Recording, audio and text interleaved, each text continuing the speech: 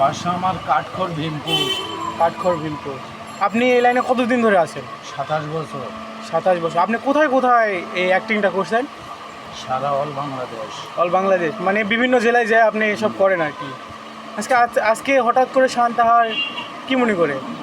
3 বছর 10 মাস পর আজকে সন্ধ্যারে আছি। 3 বছর 10 মাস পর আপনি আজকে সান্তাহার আছেন। হ্যাঁ, তো তো সন্ধ্যাবেলা আছি। সন্ধ্যাবেলা আছেন। আপনি কি ট্রেনে আছেন না বাসে আছেন? বাসে। বাসে আছেন। তাহলে তো আপনার যাতায়াতের খরচ বেশি লাগছে, তাই না? হ্যাঁ, লাগে। বুঝতে পারছি। তো গাড়িতে একটা ছাড় দেয় না, কিন্তু ট্রেনে আনা ছাড় আছে। বুঝতে পারছি। তো আপনার পায়ে ওইটা কি দেখি? বুঝলে? ও আচ্ছা, এটা বাজে। ওকে। তো আপনি কি রাত্রি এখানেই থাকবেন কোথাও? স্টেশনে। স্টেশনে থাকবেন। বুঝতে পারছি। আপনি সান্তাহার থেকে আবার ব্যাক করতেছেন কবে? ব্যাক করবো কালকে। কালকে সকালে। বুঝতে পারছি।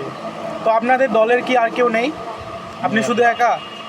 আমি তো জানি যে আপনারা তো দল বেঁধে ছাড়া কোথাও যান না। আমরা সাজুল ভাই গান গাওয়ার উদ্দেশ্য হয়ে 1 বছর আগে গান ছাড়া যায়। বুঝতে পারছি। 3বার স্ট্রোক করেছে, ডায়াবেটিস হয়েছে, অপারেশন হয়ে বিছনাগত হয়ে পড়ে আছে। মানে আপনাদের দলের যেগুলো ছিল তারা হয়তো কেউ অসুস্থ বা কেউ হয়তো দুনিয়াতে নেই, এই অবস্থা। সাইদুলের সাথে ছিলাম। আপনি সাইদুলের সাথে ছিলেন?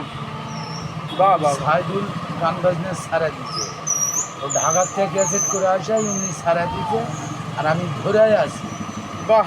আপনি গানই ধরে আছি। আপনি এই বয়সে আসা এই ঐতিহ্য এখনো ধরে রাখছেন বাংলার, এটা তো অনেক বড় একটা বিষয়, হ্যাঁ, তাই না? হ্যাঁ। গুড। ধন্যবাদ আপনাকে।